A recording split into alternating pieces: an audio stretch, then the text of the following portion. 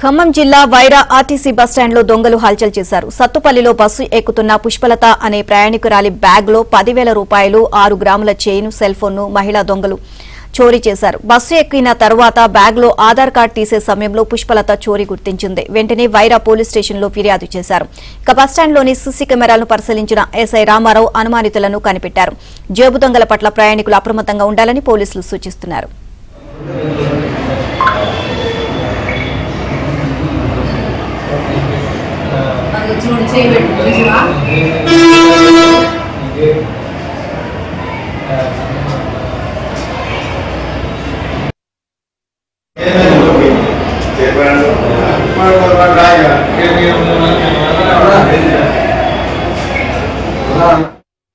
పుష్పలత అండి, మదర్ నుంచి ఇక్కడికి వైరా బస్ స్టాండ్కి వచ్చినాం. సత్తుపల్లి బస్సు వచ్చిందని ఎక్కుతున్నా ఆ మూమెంట్ లో తీశారు నా బస్సు. అందులో 10,000 రూపాయల క్యాష్ ఉంది, మంగళసూత్రం ఉంది, ఫోన్ ఉంది. నేను ఎక్కేటప్పుడే బస్సు ఎక్కినాక చూసిన ఆపి నేను ఆ తప్పు చేసిన అప్పుడే బస్సు ఆపి మొత్తాన్ని అక్కడ ఎక్కిన వాళ్ళందరూ చెక్ చేయాల్సింది. నేను దౌదో దిగిపోయాను అనమాట. అక్కడే చెప్పిన నా పర్సు పోయిందండి అని.